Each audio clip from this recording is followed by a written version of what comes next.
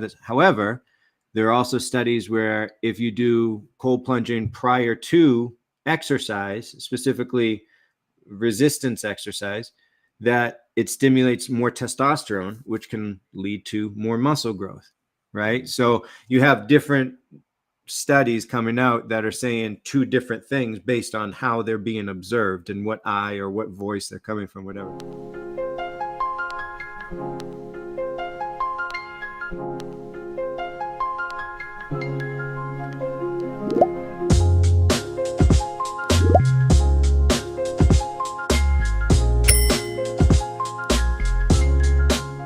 Greetings and welcome to the Art of Rising, where we are exploring leadership, transformation, and conscious visionaries changing the planet.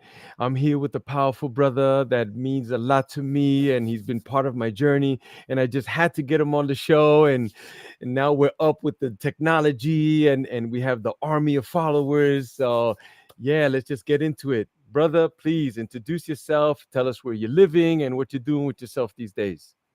Thanks, man. Yeah, first, thank you. This has been a it's been a journey, right? It's been a long time coming. It's been almost a decade, right? Because I met you when I was helping Wim Hof at the event in Brooklyn, and that was Brooklyn, Williamsburg. I know, and I'm gonna just about. Right? I'm gonna tell that story, man. Right? But it was just anyway. Crazy. So congratulations on everything, dude. I know it's, I love you. What's up, everybody? Thank you for your time and energy. I know you can't get it back, and to share it is really special. So thank you. I'm Michael Christoforo. My technical term would be breath and meditation coach. But I've had the privilege of studying and being around some pretty awesome leaders and pioneers in their field, and to kind of take that and do my own thing now with it and help people has been an absolute blessing. So here we are. Yeah, my wife and I, we have our own business, and we incorporate all that stuff into what we do, and it's been wonderful. It's been beautiful. We built our life around it, and we have a home up here with our kids and her parents and brother, and it's awesome. Yeah. I see you. You're making moves, and I all your content. I try to forward it and stuff like that. Well, thank you. But I know that you're in Grafton, New York, right? Grafton, New York. Okay. Yeah, up in the mountains. Yeah. And I see you doing the men's retreats also, and you're pushing brothers to the edge and beyond. That's beautiful. Yeah, it's been really interesting. Pretty recently, what we've really been a part of is. They're doing a lot of police reform in terms of helping officers and first responders get care and stress relief, and they call it CISM, like critical incident stress management, like what you do when you're in the moment and like something pretty terrible is going down. How do you combat yourself? How do you alleviate that? How do you leave it at the door and walk through the house and find your peace and your calm and that kind of thing, be present. So we've been doing a lot of work in that front recently, which has been pretty awesome. But yeah, we do retreats up here. We've been doing more private than public, just because with the kids and just spending as much time with them and marketing and promoting, it just takes its own other world. So we've been doing a lot of stuff up here. I'm looking out in the back. We have there's space back there, but we go hiking back there. We go plunging and stuff like that around here. But yeah, we set up retreats and workshops mainly around breathing, sauna, ice plunging, mindset training, meditation, different forms of that. Around here, whether it's from our garden or our land or the farms around here, as much farm to table as possible, just getting people, good nutrition and just like being more in touch with the earth and in touch with the spirit and that kind of thing. But so that's where we are now, and growing and starting an online platform and going to launch that soon, which we're stoked about, and kind of make that like the home and the hub and do all the in-person stuff as branches off of that. So it's exciting. We're in kind of a transitional phase in terms of where we're looking at our business, and it's exciting. There's going to be more reach. There's going to be more output. There's going to be more accessibility, and yeah. I know that you're working with breath and the ice water, which is a super powerful tool, and it helps in the mindset. So I want to talk a little bit about that, right? Mhm.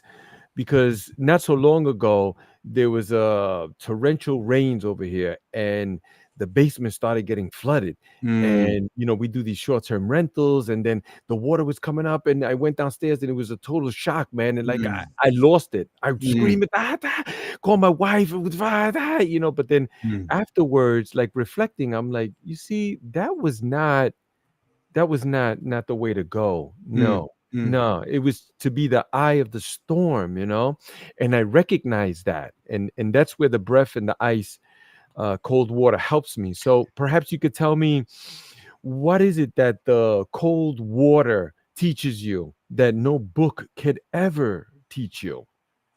Well, I think just in general, like to extrapolate the idea of that, I think any experiential thing is going to teach you far more than any written thing will. I Mhm. don't. I think you have to truly understand something, not just conceptually, but you have to experience. I think experiential things are far better teachers than just reading. Not to dismiss reading, read, read, and everyone listening, read. Uh, uh, but I'll touch on a couple ideas that I kind of preach as an idea to like hold on to when you're in there. One, it's supposed to be uncomfortable for a reason, right? Your purpose, it's hormesis, which is a purposeful stress that you're putting yourself through, and you know. Anyway, the whole idea behind it is that you're about to do something hard. You go through it. As you're going through it, you kind of what you're talking about, that eye and the heart, and you find not necessarily like peace, but you find calm. You find calmer within it, right? When you get into the ice bath, you know what I'm saying? That's a real stressful experience, right? And when you're in there, the more you can calmly breathe, the more you're telling the systems internally, like, hey, we're okay. We're calmly breathing. Your breath is a catalyst to the calming of the systems. So the more you can do that when you're in the stress, the less that stress affects you. So you build in a stress tolerance. And because you're purposely doing it, there's a vast benefit there than as opposed to it just happening. You go through that experience and then you have to like go back and like, sift through everything and do a lot of undressing, let's say, um, to go deeper with it. This is stuff they teach in cold water theory, or for me, I learned this with Wim Hof and stuff like that. But part of your brain that is the kind of middle part between your nervous system and your endocrine system, right? Your hypothalamus, it reads environment around you and controls kind of like the effect that you have. So like the amount of adrenaline that's dumped based on your reaction, which is your nervous system reaction to what stimulus is happening and that kind of thing. So the more that you can relax your breath, specifically calm your exhale, you're telling your hypothalamus, which is the control for this environmental reaction that you're having, that because you can calmly breathe, it's not that extreme or not as extreme that you originally that the reaction just had. So by doing that, you're telling your nervous system, hey, you can deal with more stress, right? So you're priming your nervous system, so let's say base level of what it can deal with, much higher. That means you can take on more stress. Specifically, what you're training to is like the ability that when a stress happens, how quickly can you come back to yourself? So how quickly can you come back to your breath being a big remote control for your systems, for your nervous system specifically. How quickly can you come back to your breath to help calm your systems, right? So what you're talking about, you're having that an awesome mindful like reflection, like, man, I wanted to get my breath sooner in that situation when something happens. Well, when you're doing your ice bath training, that's what you're training. You're training yourself to come back to yourself when something externally that you don't necessarily count on happens. You come back to yourself that much quicker because you're training that, right? So you work. I mean, you can go into a whole other discussion on like what it's doing for your circulatory system, how it's helping with your endocrine system specifically. You go into a whole other, but just in terms of, for me, what I think the uh, perhaps I don't want to say most useful, but one of the useful things that you get from the training is just coming back to yourself, training that, like shortening the gap between something happening and your response. Like you shorten that gap so it happens and then you're back to yourself. Like, how does your higher self, if if I've heard different schools call it, like your higher self, your more spiritual self, your more thoughtful self, your more conscious self, your whatever it is that you're acting from, a more, let's say, calm, logical, very place. Yeah, we do need to be the eye of the storm because shit happens. No matter what. I met this one girl, she was coming to the ice plunge, and she made some incredible breakthroughs. Like when she first showed up, she got into the water like halfway, and everybody's standing around there. And she's like, okay, how much time have we gone? I was like, I haven't even started counting. You're not in the water. She was like, oh, that's it. She got out, but then she came back the next time. She was determined. She got into that water for 2 minutes and then then she was a regular, bringing people and everything. Like she made such, but she started telling me, hey, I'm doing some MMA, and I'm going to the gun range, and I'm doing these other things, and she's like, because things are gonna happen, you got to be ready. And I was like, wait a minute, like she started listening to Joe Rogan podcast. Yeah, you're probably ice bath, gun range, jujitsu. Yeah, I was like, look, things are gonna happen no matter what. Like we shouldn't walk around this life, afraid, thinking like I have to be ready at any given moment. But we should train the mind in order to master it. If you listen to any of the masters, ascended or descended masters, they all say the same thing: is master your mind. Everything is happening up here. We think it's outside, but it's here, and that's where the cold has helped me for sure, man. I remember I was in film production school. Like I went to a quote unquote grad school for film production, and we were studying Jet Li's Fearless. And I remember this line in there where he was saying, mastering others gives you strength, mastering yourself makes you fearless. The mind. I mean, I work with fighters, and that's one of the things that I love is like to get into, just that psychology of it. And it's like, right. I seen you working with some high level players, man. Wow. I was like, oh, I love it when I see that, man. It's it's needed. Like some people be like, oh, well, why should I go into the cold? And I'm like, listen, when you look at high level performers, especially athletes, what happens? They go into the cold, into the ice, like afterwards. It's for pain management, it's for mindset, it's for keep the inflammation down. Like, oh my God, it just it's one of the things that I love about this healing modality. When I started studying it, the science was there. That's what I really love, because when I was a kid, I wanted to be a scientist, and which I am, right? And I started looking into the deepness of it. I'm like, oh wow, there's science here. And then Wim Hof was the one that I was introduced to.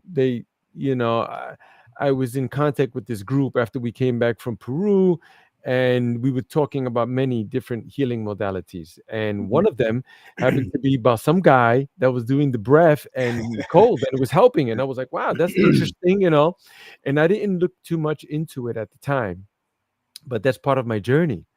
What happened was, some time later, a couple of years had passed, I had this dream. And the dream was I was in the wilderness, and I was with Wim Hof, and I was with about 5 or 6 other guys. And we were running in the wilderness, and we got into the riverbed, and the ice and the snow in the background. It was vivid, man. We were up to our ears in the water, and we had the, a knitted hat on and everything. So mind you, I wasn't walking around thinking about Wim Hof or anything like that. Nothing. Wow. So we're here in the water and we were looking at each other, just feeling each other like, yeah, it's good, And then we got up and we started running, and then people were looking at us, and I was like, wow, this is crazy. I'm in the wilderness. And then I woke up. Yeah. So then fast forward 8 or 9 months later, then I started getting these emails saying that Wim Hof was going to be in Williamsburg, Mm. teaching a class. And I was like, nah, I looked at the price, which was crazy. Because when we buy something for somebody, we don't look at the price, right? Mhm. But when we But do for it for yourself, ourselves, yeah, we look, absolutely. I can't Yeah. afford it. What? Do I It's for really need you, it? man. Yeah. Yeah, it's crazy. Yeah. So I told my wife, and I said, nah, I'm not gonna go. I said, you know what? I'll wait another week or two, see, if I get some more signs, maybe I'll accept it as a deeper sign. And she told me, what about the dream? I was like, it was nothing. Mm. But then, like a week or two later, I started getting these emails and messages from other, Mm. sources. Maybe it was the algorithm. I don't know. Yeah, right. Yeah. Yeah. The Big Brother's watching, right? The But simulation algorithm. Yeah. exactly. So then I said, you know what? I'm going for it. And I bought my ticket. I got my yoga mat. I went to the location, parked the car. The line was around the corner. I I remember. got inside. They gave us the box lunch. It was a vegetarian box lunch. It was Yeah, I remember. wonderful. Went inside. There was like 100 mats. Like Yeah. this warehouse is huge. It was like at least 100 mats. There's so many people.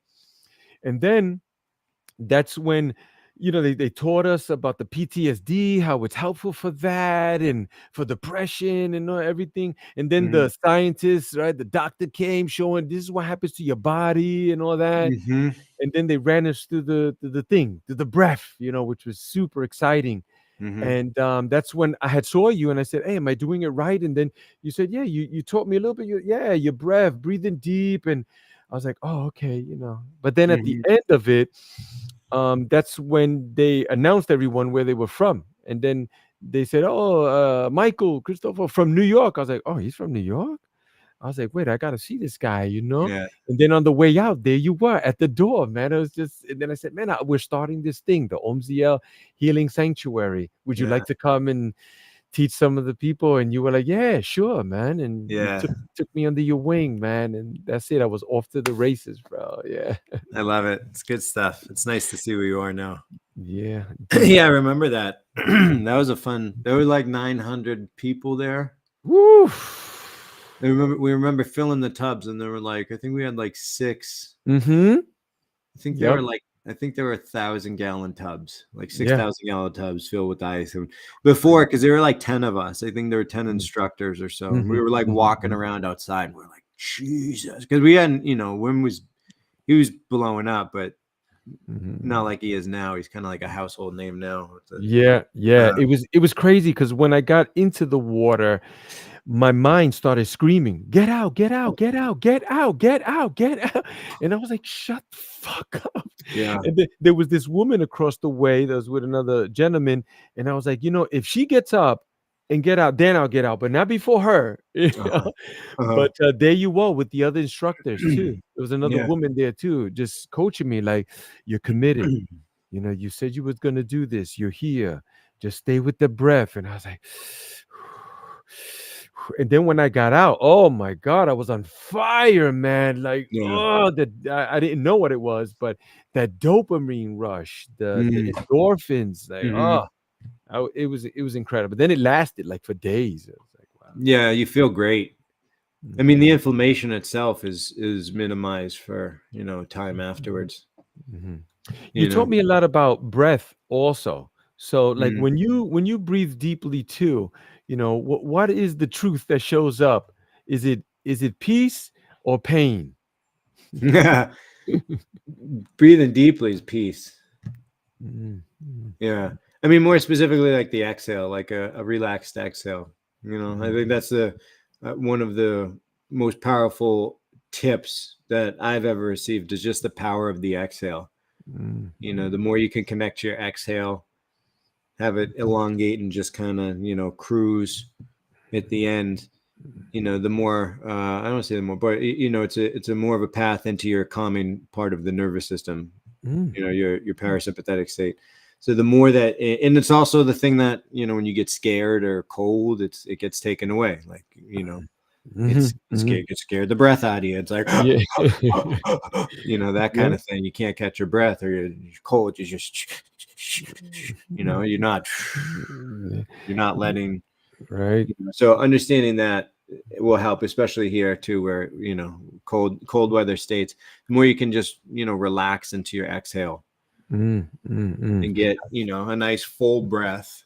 One of my teachers, Patrick McEwen, has a dope saying, you want an LSD breath, low, slow, and deep.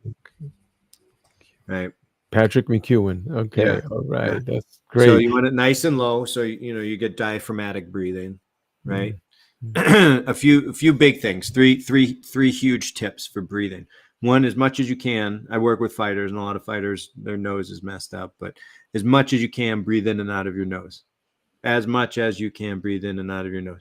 Even during athletic performance, that's a whole other thing and a whole other training. But as much as you can, breathe in and out of your nose into your diaphragm, nice and low, all the way around here. So when you inhale, you know, your belly goes out, your side ribs go out, your back goes out. It's just, you know, a diaphragmatic breathing and a slower respiratory rate. Right. One of the ways that you can do that, elongate your exhale. By elongating your exhale, you also calm that nervous system state. So anyway, yeah. So for me, long-winded answer to your question, a full breath is a calm breath to me, because a full breath means that, like, if you have a full breath, you have a full exhale, or a gentle exhale rather is a better one. You know, it's like you don't want to force any part of the breath. Yeah. What about you? Yeah, it's super powerful. Well, for me, Michael, the breath work is a non-negotiable every day. Yeah.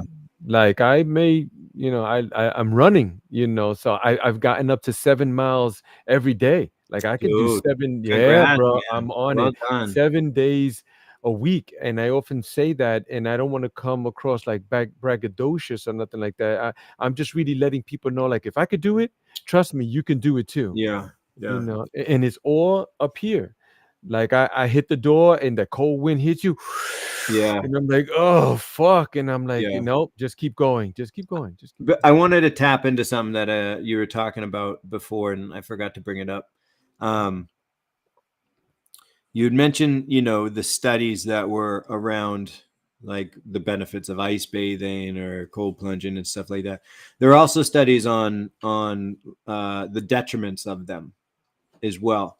And you mentioned something before where it's like, you know, you feel so much better, right? There's an intuition there. There's an intuitive process there. I think that's something to really tap into as well, is how are you feeling, right? Because an example, I'll just give you an example. There's literature that's saying, you know, that cold plunging thwarts muscle growth, right? Now, if you were to look at those studies, it shows like post workout, if you were to get into a cold plunge, yeah, it absolutely does. 100%. You don't really want to be doing cold plunging after working out. You want to be doing sauna work. You want to be doing more heat, more cold, heat shock therapy, activation, protection afterwards. So anyway, if you were to look at that literature, it's like damning of cold plunging, where it'd be like, well, why would I want to do that? However, there are also studies where if you do cold plunging prior to exercise, specifically resistance exercise, that it stimulates more testosterone, which can lead to more muscle growth, right? So you have different studies coming out that are saying two different things based on how they're being observed and what eye or what voice they're coming from, whatever. But you had mentioned, you know, you just felt so much better. You felt much more alive. You felt that much more present. You felt that much more strong, or that much more connected.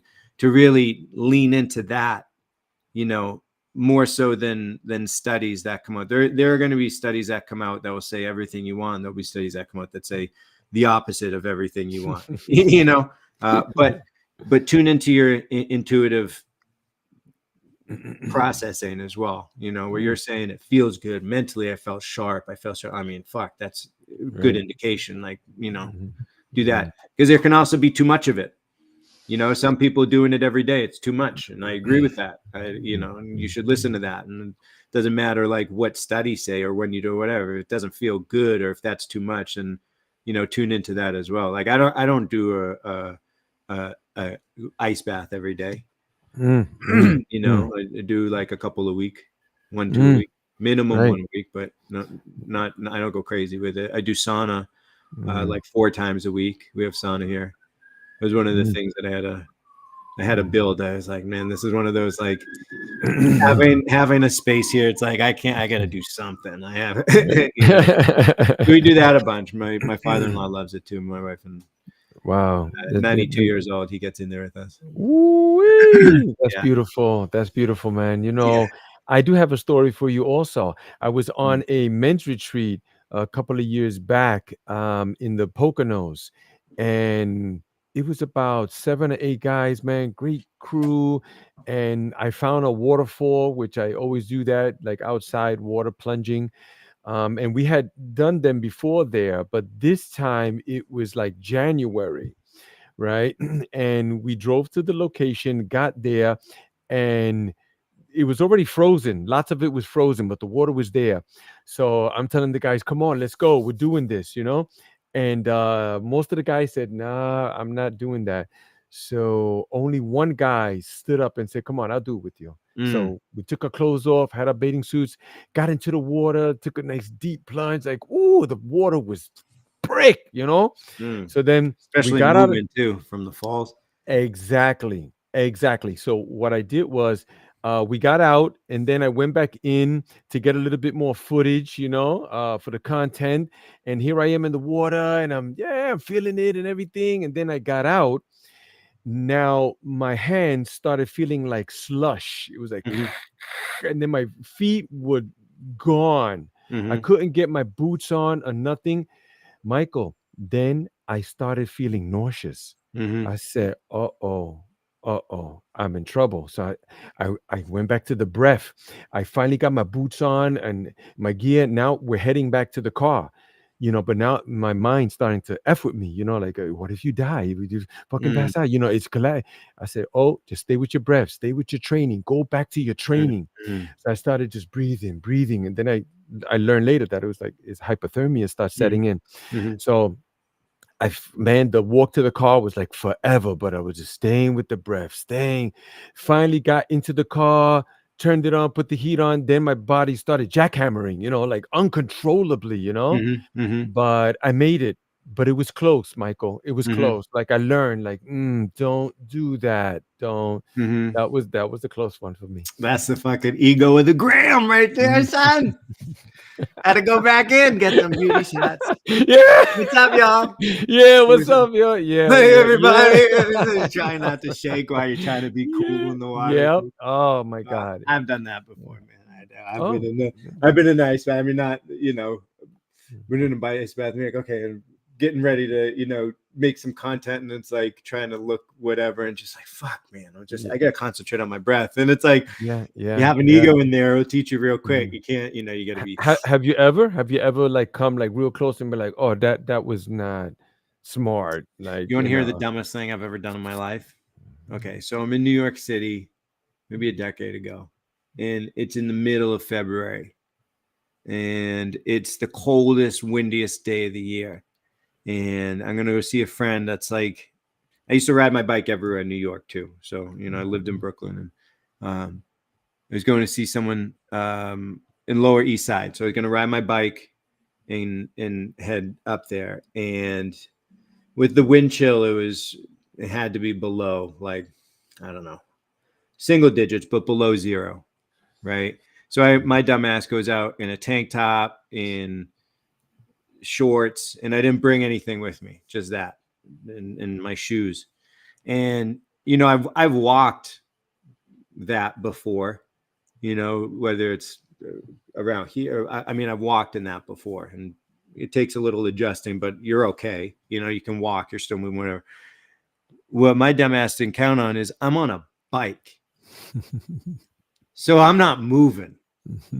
I'm not getting any of this kinetic. I'm not doing any of it. I'm just fucking blasted with wind. So any bit of heat that I have built up is just being ripped off of me. So at one point I'm like, shit, this is dumb. I try to put it on like the highest gear. So I'm just like, or the lowest gear rather. So I'm just like pedaling as fast as I can to build us. Nothing's working. So then I'm walking beside the bike and I'm like, I don't have gloves, stupidly, again, right? So my hands are frozen because, right? So I'm trying. It was real bad. It got to the point too. I was riding where my tears were freezing, and the lights of New York City started to. So anyway, it wasn't good. So I was like, shit, this isn't good. Okay, this plan, I have to abort this plan and come up with a new plan. While what you're talking about, like your functions start to go. Yep. So I'm trying to think while my brain is going doop doop doop doop doop, you know, all of my heat is just coming here so I can stay alive. So I'm like, fuck, I need to find a subway station. And I'm like, trying to look at my phone, and again, my tears are like, so I'm like trying to go like this to like dry or to unfreeze my shit so I can see. So I'm like this. I'm like, okay, I gotta walk my bike. Like, so I get down to the subway station, and I don't know if you're familiar, any listeners, but it was a little while ago with the G train, which was not a super reliable train. I know it is now, but it was not back in the day. So I'm sitting there and I have my bike on one of the big pillars in the subway, and I'm just, I'm doing my shit. I'm in the that stuff, trying to like this stuff, And people walking by me. There's I remember a group of kids walking by, and everybody's bundled. It is cold, and I'm being looked at like I'm fucking crazy. And I'm like, I can't go out like this. Yeah, because you were. Yeah. yeah, totally. I was like, I pushed it a little too far today. Noted. Okay. Noted. I got it. Me too. Right. So I'm sitting there, and one of the reasons when you're walking, like, you can do this, and you're protecting your kidneys, which are here. So that's why people, when they go up the mountains, that's where they're a big part of. So I'm like on the subway, I'm like going like this, I'm like doing squats and stuff like that. And I'm like, okay, I need 25 minutes. I can get to my friend's house, 25 minutes. So I'm on there doing my shit and like whatever. I got my bike with me too. And then I get to I had to make one switch, but the switch where I switched from, it's only one extra stop there. So I was like, okay, worst case scenario, like I warm up and it's a 3-minute bike ride, right? So I can get out and do my thing. Anyway, train was right there waiting when I got there. Brought my bike on. I'm at the point now where I'm starting to shiver, right? I was past it like you were, right? You're in hypothermia, early, hypothermic stages. And I was kind of past that point. I'm like controlling my shiver to a degree, but you know how it is too, where like if you let it go and then you can control it, and it's like, okay, I'm stopping, and like you have to be so present, because if not, and your concentration goes, it's like you're jackhammering, right? But if you are, you can be on this side of calm and kind of ride that down, right? So anyway, I was there, and I made it. I didn't lock my bike up. I remember that. And I remember just being like, I'll come back out in 20 minutes. Just like, please no one steal my bike. I couldn't have the dexterity. Please no one steal my bike. And then, That's incredible. That's incredible. These are hard lessons, man, but we have to pay attention because we're fragile. The ego, man. That was it. Yeah, the ego. Yeah. Because this is like 2018, 19. Right. So like 7 years ago, whatever. It's like 7 years dumber. And but that's great, man. The thing for me, after that event occurred for me, like, I kid you not, Michael, I really felt stronger. It strengthened me somehow, bro. It's crazy. It's usually these hard things that we go through that strengthen us. It's not the soft things. We think it's the soft, but it's in the struggle. That's where we learn, man. Yeah, it's usually the most meaningful things of our lives too. Yeah, it's like the hindsight is 2020. Oh, I look back. Oh, of course. Yeah. Yeah, it's beautiful. When you're in it, man, you're like, this fucking sucks, man. Yeah. Like, Yeah. get me out of this quick, please. I won't do it again. Or yeah. Yeah. Yeah. And then you don't have those things. You don't feel purpose. You get depressed. It's like, Mm-hmm. it's like the hard things are the things we gotta cherish. And, Yeah, we do. you We know, do. So now you're working with a lot of people, with the breath also, and you're putting these people through the ringer in these different areas. Here, when we do the breath work, and now I'm going out to other places. I go to CrossFit gyms, yoga studios. We do street events. Like, oh my God, it's on, bro. Um, but with the breath work, we do like a little bit of integration afterwards. I like to do that, and these crazy things come up. Like people come up with these crazy stories. Like mm, for a lot of them, they see the disco ball, right? mm, They see the purple light. This, but then other people get these deep memories that they didn't even know that were there. mm, People come out like, man, I was in the 3rd grade with Miss McGillicuddy, and she was talking to me, and I'm like, wow, man, you should look into that. How about you? Like mm. some of the things that you've come across, people doing breath work. Yeah. I mean, that certainly happens. That certainly happens. Just, I hesitate ever to say healing, but, past, uh,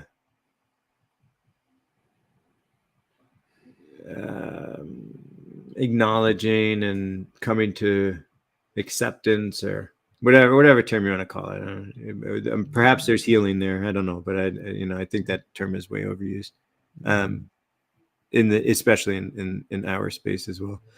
But yeah, that certainly happens. I think something that is really special, that is a common occurrence, is people will come back and they'll be like, my anxiety isn't there anymore, or it's like way less. And it's just by the shifting of the breath or the mindful approach to it. You know what I'm saying? And by mindful approach, I mean, like, if you're stressed, you check in, like, how am I breathing? I guarantee you, most times it's going to be high and shallow. You know what I mean? It's going to be cut off from your diaphragm. That puts you in a psychological state that's more geared towards stress and the release of hormones that come with stress. And the more chronic it is, the more inflamed it's a slew of effects that are no bueno. And it's like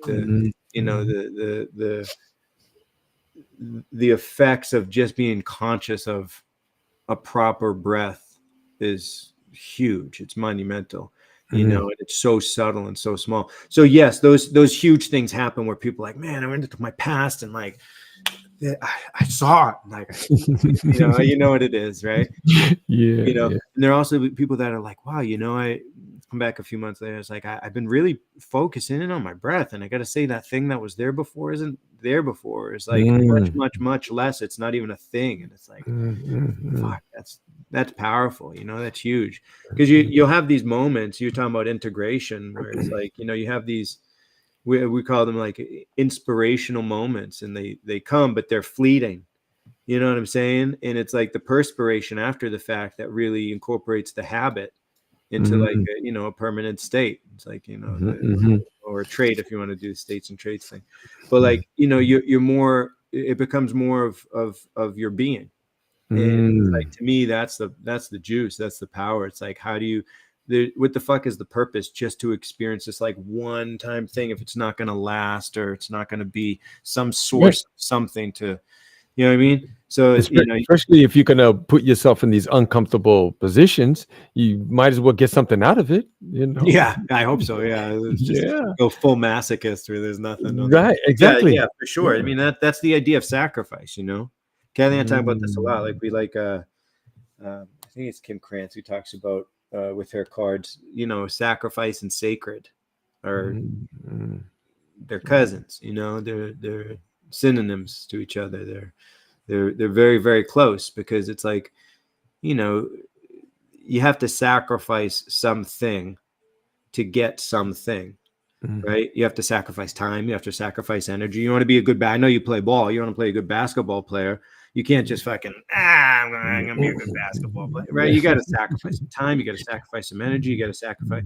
I know I was a baseball player growing up. I remember plenty of times where I was like, that's not the right move over there. Although that might be fun, it's not in line with where I'm going. You have to sacrifice things, right? And it's like when you do that, you get more in touch with the deeper parts, the spirit, if you want to call it that. If you're, if you're religious, the religious part of it, however you want to I mean, phrase it. the breath, Michael, the breath is everything. It's everything. Like we could have all kinds of things, food and environments and those type of scenarios, but the breath, oh man, Yeah. it's God blew breath in our lungs, so it's That's the written. connector. I think that Pete Holmes talks about this. He's the comedian. You ever seen him? Comedian Pete Holmes.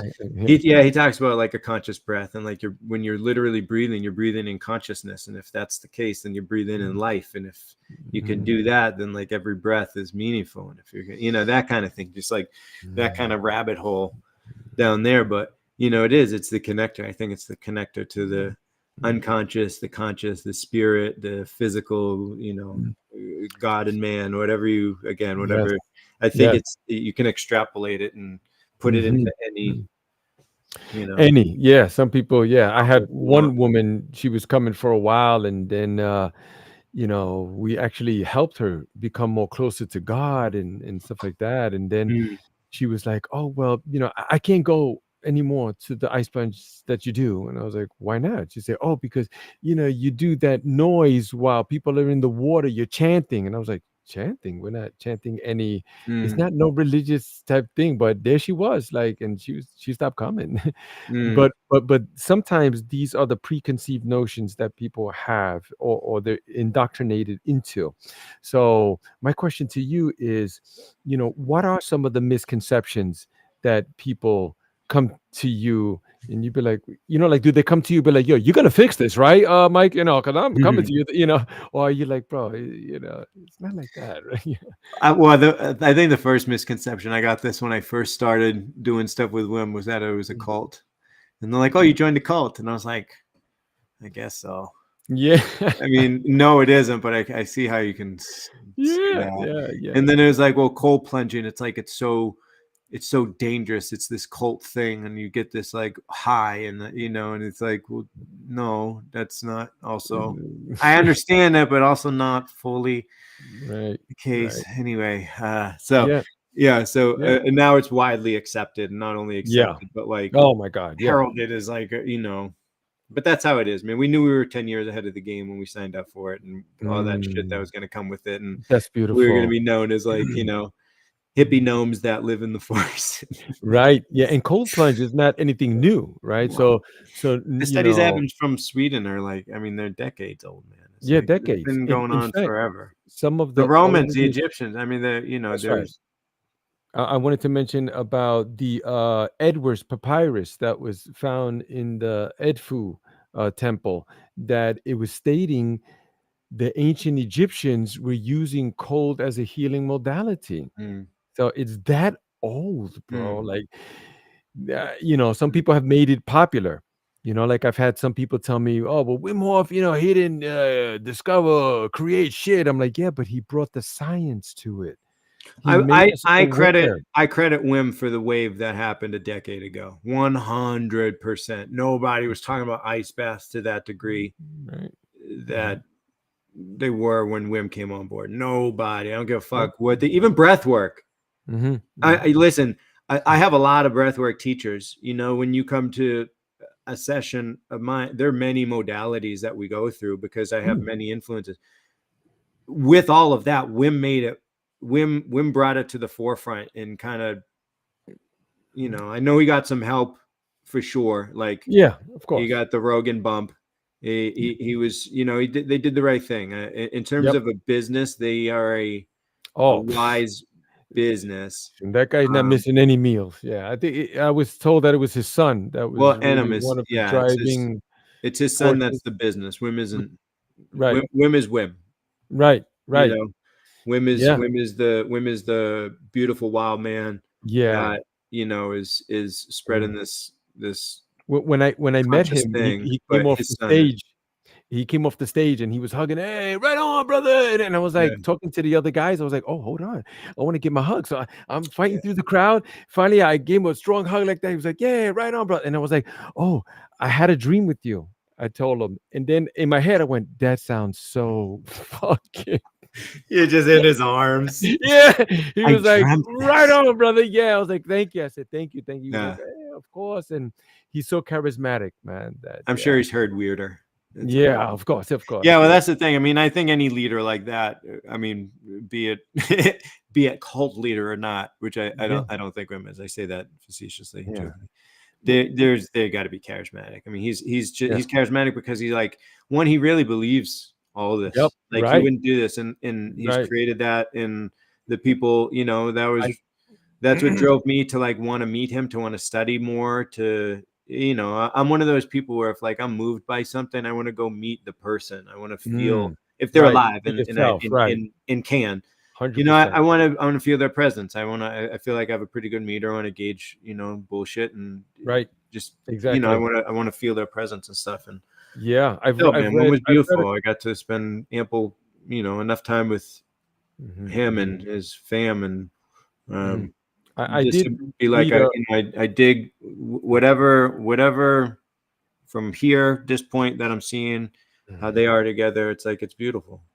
I read a couple of books, and some of the stories like incredible. Like his eyeballs were freezing up and like in the water Oh, under. going under the water, doing the Oh, my God. Oh, frozen it's plunge. just crazy, Yeah, it's but wild. He's a wild man. he's a wild man. He's a Yeah. wild man. Yeah. That's for But sure. He's all about it love and peace and stuff, but he's a wild man. That's for sure. Yep, it has helped me so much, bro. So much. I can tell you. And you're a part of all that, man. You just stepped into this world and you helped me so much, man. You came here like half dozen times, and some of the guys are still asking for you, man. Hey, what's up with Mike? Yeah, he's doing his thing, man. And I love it. and I try to push it, especially if in Brooklyn, because you're right Yeah. next to me. I put it right away. Go right there. Thank you, brother. Yeah. Yeah. Yeah, and if I haven't went, it's because it's the kids, bro. You already know. Dude, yeah, you've supported throughout the years anyway, and Of it's course. never, yeah. And we do a lot of events, so Yep. Yeah. I appreciate you, Yeah. and I'm moved by your sentiment to be part of it, however Mhm. guiding or just supportive, whatever it is yeah, I dig it. Mhm. So It's I it's a appreciate it. beautiful Thanks, man. thing. Of course, man, of course. It's a powerful thing. If I had a nickel for every time I heard somebody tell me, "Man, you changed my life, man. Mm, You helped me so much, bro." And I'm mm. like, "Bro, it's you." We like to say that we're the ushers at the movie trying to help you to get back to your seat without knocking somebody's popcorn over. Yeah, for Right? sure. Why? Because the That's movie's funny. yours. It's your movie. Yeah. It's you, man. We're just supporting you, bro. That's it. We Well, I think all that's a good teacher help. too. I think shitty teachers will try to kind of like guide the experience as Mhm. opposed to hold space for someone's experience. Yeah. And that's a big difference. I think one's really fucking egotistical and I want to leg kick them, and Oh the my other, God. it's like, yeah, man, right on. I love that. Yeah. You're Yeah. holding space for someone to do their thing, and like, it's, don't get me wrong, it's different if you're going, kind of like one-on-one specifically with somebody talking about something specific where it's like, I really want to work on this thing. Perhaps I want to Mm, journey with you, and mm, I really, that's different. I'm not talking about that. I'm talking mhm, about like holding space in a breathing session with different people, and mhm. Right. because there is this element, like, you can feel like a god. You can feel like like Yeah. a Yeah. deity or They something like have those that. the guru effect, Yeah, that it's like, takes place. It's like you're not, yeah, you're just there, bro. And let's not, we're all you helping each other here. We're all helping. yeah, yeah. But yeah, I dig that. You just facilitate the space, man. So Yeah, yeah, that has happened often too. I tell my wife, "Hey, look, I'm following some of these leaders, man. When I start, mortgaging the house to them, or let me know, please jump then in." Like, yeah, because we can get blinded by some of those things. We want to see all those things in yeah, people, and that often happens. Sometimes I talk to people about some people who are charismatic and what they said or what they did, these accomplishments, and then they go, "Oh yeah, but he's been divorced 4 times.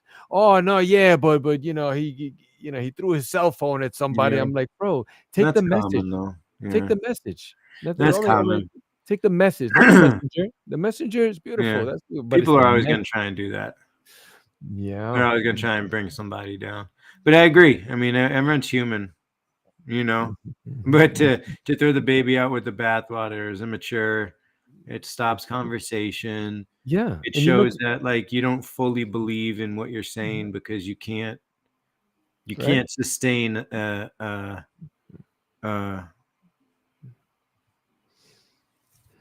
varying belief at the same time. Right. Right. Like perhaps, you know, You mentioned the cult also. yeah, Wall Street is a cult. you You can, see, everything's Everything is a cult. Your sure. job you go to is a cult. They tell Well, you to wear a certain clothes, speak a certain way. Go ahead.